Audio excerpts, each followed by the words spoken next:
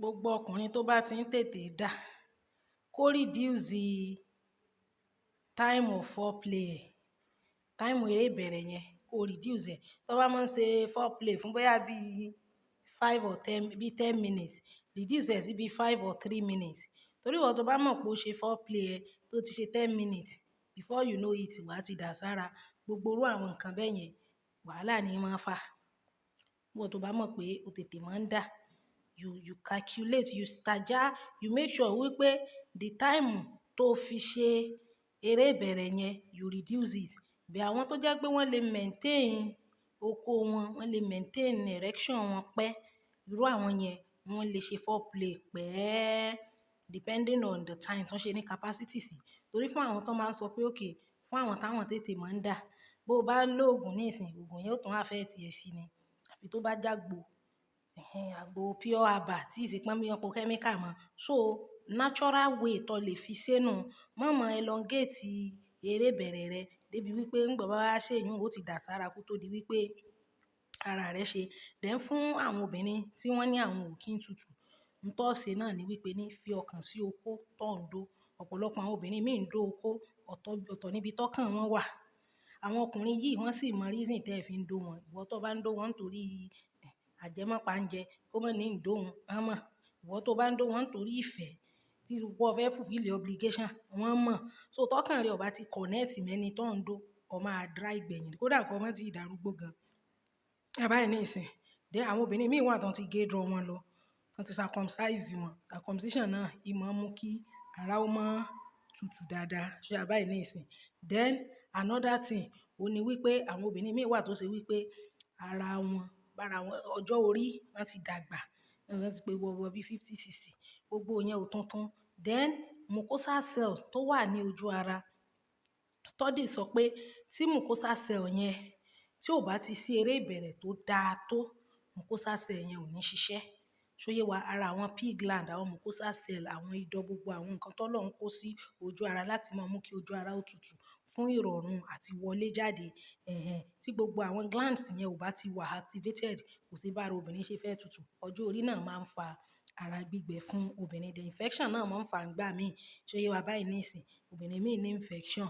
Then àwọn tí wọ́n ń sọ̀rọ̀ nípa omi tó máa ń jáde, tó máa pé tómi yẹn ò bá ti rùn, tó bá jẹ́ pé ó rùn ni, a lè máa suspect infection. Ṣóyé wa bẹ́ẹ̀ yẹn. Then ọjọ́ tá bá máa ṣe live stream, màá jẹ́ kó yé wa ẹ̀dọ̀ oko dáadáa. Gbogbo àwọn tó ń pariwo pọ́rọ̀ oko àtòbọ̀ àwò ní tọ́píìkì mi. Bẹ́ẹ̀ ni a ní tọ́píìkì mi. Èmi kọjá ààyè mi. Ibi Ọlọ́run bá fi mí sí mo máa wà. Ṣé báyìí ní ìsìn. Bí wọ́n bá ní wọ́n ń ka owó ńbí kan, wọ́n ń gbowó jọ, sọ rí mi ń bẹ. Rí mi ń bẹ, mi tó jú bọnú bí tí wọn ò bá pè é sí. Department oko àtòbọ̀ lè mi wà. Ṣé báyìí ní ìsìn. Ìwọ tó bá tí ì ní ọkọ, wọ pátá rẹ, bó bá lọ dóko lẹ́gà, ò ṣe rẹ ni. Ìsìn bẹ́ẹ̀. Ìwọ tó ti lọ́kọ, tó bá wù ọ́ mọ́ gbógbò pamọ́, àìmọye obìnrin single mother pọ̀ ń gboro tó ti ẹ̀ wá bí tí ó forí kọ́, wọ́n ti máa gbọ́kọ ẹ lọ nìyẹn o.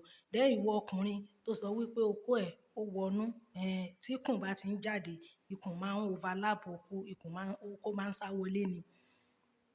Ṣóyé yín báyìí ní ìsìn. So ìwọ tó bá ti ní ikùn, o ò lè expect wípé kókó ẹ stretch out. Ikùn máa ń overlap oko, a over cover ẹ̀ báyìí. Ṣóyé wa bẹ́ẹ̀ ní ìsìn. So ìwọ tó bá ti ní ikùn, you can be doing exercise, you can be doing things that can make your ikùn to calm down, so that when it comes down like that, then you'll be able to, your oko will stretch out. There is no òògùn kankan tí moko tóbi. Tó bá lọ lo òògùn tó moko tóbi, Ọlọ́run má jẹ́ tí ẹ ọ bọ̀. Bí Ọlọ́run ṣe dá oko kálukú ọ̀tọ̀ọ̀tọ̀ ní. Mo sọ pé oko tó bá pé 5 inches, oko yẹn ò kéré. Then gbogbo ẹ̀yin tẹ́ ń torí ẹwà, tẹ́ ń torí beauty, gbogbo tí wọ́n máa ń fine, tẹ́ kẹ́ wọ́n máa ń wú, tán máa dàbí ọmọ mummy wọn. Ilẹ̀ ń torí ẹ̀ fọkọ. Ọ̀pọ̀lọpọ̀ wọn ń lóko. I'm telling you, you can't eat your cake and have it. Ṣé ẹ rán tán fine tẹ́ kẹ́ wọ́n máa ń papọ̀, tán máa ń dàbí pọ́n wà skinny yẹn, àwọn náà máa ń lóko. Because Ọlọ́run yí pani lórí ọmọ fi irun gbọ̀n di. Because iṣẹ́ tó ń ṣe, àwọn iṣẹ́ agbára tó máa ń mú kí nerves àti veins ara kó stretch out, òun làwọn yẹn ń ṣe. Àwọn bí àwọn artisan tó ṣe pé wọ́n ṣiṣẹ́ ọ́fíìsì, kan jókòó, kan jẹ indomie, àwọn yẹn náà máa ń lóko gidi. So ìkan lọ ọ̀mù, is either kó mú fine boy tàbí kó mú oko. Ọ̀pọ̀lọpọ̀ àwọn tẹ́ feel kan fine yẹn, wọ́n máa ń break heart ni. because beauty wọn máa ń deceive wọn, they break heart a lot. Ṣé a bá yẹn ní ìsìn tó rántí mọ̀ pé beauty àwọn obìnrin máa sá kójókójó sáwọn lẹ́yìn, àmọ́ bí àlàáfíà wà gan lẹ̀ máa ń sá fún.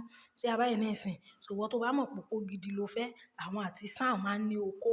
Mi ì fẹ́ mọ dárúkọ àwọn iṣẹ́ kó má dàbí pé mò ń recommend iṣẹ́ bí àwọn artisan tó ń ṣiṣẹ́ ọwọ́, tó ń ṣiṣẹ́ agbára because fẹ̀kàn tẹ́lẹ̀ ẹni tí ò bá fit kò lè ṣerú iṣẹ́ wọn. So gbogbo iṣan ara wọn ló máa stretch out, gbogbo àwọn hormones ara wọn ló máa wà activated, àwọn androgen, àwọn testosterone, gbogbo àwọn male hormone ara wọn ló máa jí pépé. O ò lè fi irú ẹni yẹn kó fi wẹ́ni tó ṣe pé tó bá ti jẹ indomie tó jẹ meat pie, á tún mu tíì le. A máa jẹ meat pie, a máa jẹ búrẹ́dì, a máa jẹ èwo náà máa ń jẹ sandwich, gbogbo àwọn flour ló máa kó jẹ. Irú àwọn yẹn oko wọn máa ń dákú ni. Then gbogbo àwọn tó ń mu ọtí, tó ń mu sìgá yẹn, ṣé ẹ rí anything tó bá ti ní nicotine nínú, ó máa obstruct flow of blood ni. Anything tó bá ti obstruct flow of blood báyìí kò ní jẹ́ kẹ́jẹ̀ lè rush dáadáa lára. Bí sìgá, bí àwọn ethanol, àwọn methanol, àwọn ògógóró yẹn ó máa ń pa okó ni. Irú èèyàn tó bá ti wà used to ọtí mímu, sìgá mímu láti kékeré, tí ó bá fi máa pé 50, okó ẹ̀ lè má gbádùn, okó ẹ̀ lè má ṣiṣẹ́ mọ́. So yé wa bẹ́ẹ̀ yẹn ń sìn. So gbogbo irú àwọn nǹkan yẹn ló yẹ kí èèyàn mọ̀ kíyèsí. Ìwọ tó bá mọ̀ pé young mind ni máa ní ẹ́, máa jẹ fruit, máa jẹ àwọn apple, máa jẹ cucumber, máa jẹ bọ̀lì, apple àti banana. Potassium pọ̀ ńbẹ̀. They are very rich in potassium, and potassium is an active ingredient of sperm cell. Tó bá ń jẹ, ó rí pé àwọn tó máa ń ta bọ̀lì yẹn wọ́n máa ń tẹ̀pà mọ́. Combination yẹn ó máa ń help quality àtọ̀ ni. Those are the natural ways. Gbogbo ògógóró, gbogbo ọtí tẹ̀ mú kiri wọn, tó bá fi máa pé 50, 60, okó ẹ̀ ò lè fi bẹ́ẹ̀ gbádùn mọ́. The majority àwọn tó kó wọn míì máa ń ṣiṣẹ́ tó kó wọn máa ń da ìwà burúkú lẹ́lòmíì máa ń hù torí tí wọ́n pò kó abẹ́ òun ó sùn. Ṣùgbọ́n ọ̀pọ̀lọpọ̀ wọn máa ń da ìwà, wọn máa ń da gbogbo àwọn oníṣẹ́ ọwọ́ tẹ́ máa ń fojú di ọ̀dọ̀ wọn gan lóko gidi wà because the second ṣe is like an exercise tó máa mú kí vein wọn, kí gbogbo ara wọn kó ṣe kí ni, kó stretch out. So there is no natural, the natural means of stretching out your organ, you understand, is to go the natural way. Gbogbo àwọn ògógóró, ọtí ibú tẹ̀ mú ní ìsìn yóò tún kí ọjọ́ orí ẹlòmíì kúrú ni. So ẹ máa jẹ èso, ẹ máa jẹ àwọn oúnjẹ, ẹ máa jẹ ẹ̀fọ́, ẹ máa jẹ vegetables. Ṣé yé wa bẹ́ẹ̀ yẹn? Then obìnrin náà tó wà in your 30s, in your 40s, tó ló ń dry fọkàn sóko tó ń do tí ò bá ti sọ́kàn rẹ̀ ń bẹ̀, tọ́kàn ẹ̀ ò bá ti connect mọ́ ọkùnrin yẹn, ara ẹ̀ ò lè get prepared. Torí ẹ̀ mo ṣe ń sọ fún ọ, tó ò bá tí ì fẹ́ èèyàn mọ́ wulẹ̀ bá èèyàn yẹn sùn. Ẹni tí ò bá tí ì fi ọmọ wulẹ̀ bá sùn, torí ìwọ bá ń fi ìyà jẹrẹ ẹni, ọkàn ẹ̀ ò lè sí ń bẹ̀, lọ wá fi ọ̀nà. Ọ mọ̀ pé ọ relax ara rẹ. Gbogbo ẹ̀yin ọkùnrin náà, gbogbo òbò tẹ́ ẹ̀ ń dó tẹ́ ẹ̀ tí ìdáná wọn, ẹrẹ ìdáná wọn, kọ́kàn wọn ó lè free, kọ́kàn wọn ó lè balẹ̀. So yé bá yẹn ní ìsìn, kò sí wàhálà. Gbogbo àwa tí a fẹ́ ra àwọn èròjà oko, ta fẹ́ ra àwọn seed, ta fẹ́ ra àwọn sprayers àti gbogbo àwọn nǹkan tí ì máa ń mú kí oko kó dàgbà, bí àwọn nǹkan tí ó jẹ́ pé ó lè mú kí àwọn èrè oko wa náà kó dàgbà.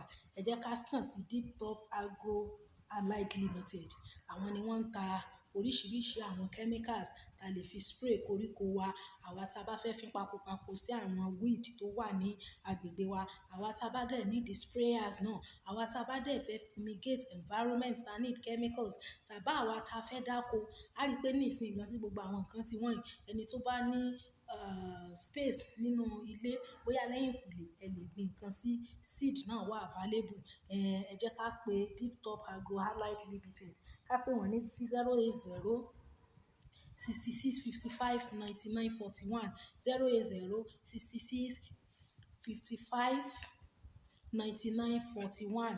Bẹ́ẹ̀ ni, àwa tá bá nílò ẹ̀kúnrẹ́rẹ́ àlàyé nípa ilé iṣẹ́ wọn, ẹ jẹ́ kí a kàn sí mi. Amílẹ̀gbẹ́ ni wọ́n wà ní ìdojúkọ Second Equa Church ní Ìlọrin. Tí ẹ bí ìgbà tí ẹ bá ń lọ sọ́nà Àpáta, tí ẹ bá ń lọ Àpáta, tẹ gbọ̀nà post office tẹ yà, sí ìgbà pẹ́ lọ Àpáta, Second Equa Church yẹn directly opposite ẹ ti rí wọn níbẹ̀. Ẹ jẹ́ kí a patronize wọn. Gbogbo ìwọ tó bá ti mọ̀ pọ̀ níyàwó, tètè mú okó rẹ kó so okó rẹ lókun. Torí gbogbo òbò tó ń dó kiri, ọmọ àlè ni wọ́n mọ̀ kó wálé fún ọ. Ọmọ àlè ọmọ gorí ọmọ àlè ni o. Ṣé bá yẹn ní ìsìn, kálukú ó ṣe normal. Gbogbo ìwọ tó bá mọ̀ pé ìbálòpọ̀ ń dùn ọ́, òbò máa ń rọ́, lọ wá bó ṣe tọ́jú ara ẹ. Lọ rí doctor àbí nurse kí wọ́n fún ọ ní ohun tó lò tára rí ó fi mọ́, tára rí ó fi, tó bò rí ó fi wà friendly sí oko. Torí ọ̀pọ̀lọpọ̀ yín, bó bá ti jẹ́ pé ohun tí ń ṣe yín kò affect yín, ẹlòmíì ní á affect, ẹ ní múra sí. Tó bá sì wọ́ lórí ń fọ́ torí ń fọ́ ọ tó gbádùn, ṣó ní wá paracetamol tó lò, gbogbo tí ń dùn ọ̀hún, ọkọ rẹ ní ń affect, kò jẹ́ ó lè bọ́ ọkọ rẹ sùn. N lò ṣe máyìn lò ṣe wọ́rí, wọ́n sá sì máa fún ọ lówó, ìyún ò sùn. Bí wọ́n bá gbé ìyàwó mi dé ní ìsinsìnyí, sọ mọ̀ pé ọmọ bínú, kálukú wá bí ó ṣe tọ́jú ara rẹ̀ gbogbo àwọn tí wọ́n bá lé ìbálòpọ̀, ó painful fún wọn. Kálukú wá òògùn tí ó lò tára rí ó fi yé kébù. Kò sí wàhálà. Nígbà bá máa ṣe live stream, ń sọ fún wa, ẹ má jà gbàgbé Ọ̀yọ́ Model Alternative Therapy. Gbogbo nǹkan à ń sọ ìtàn ẹlòmíì infection lọ fẹ́ bá yé oko ẹlòmíì jẹ, kàn sọ Ọ̀yọ́ Model Alternative Therapy. Gbogbo olóríire tó nílò àgbo àti gbogbo olóríire tó nílò láti máa bá wọn ṣe alágbàtà, 08068220707 ní nọ́mbà Ọ̀yọ́ Model Alternative Therapy. Organ Building and Construction Company.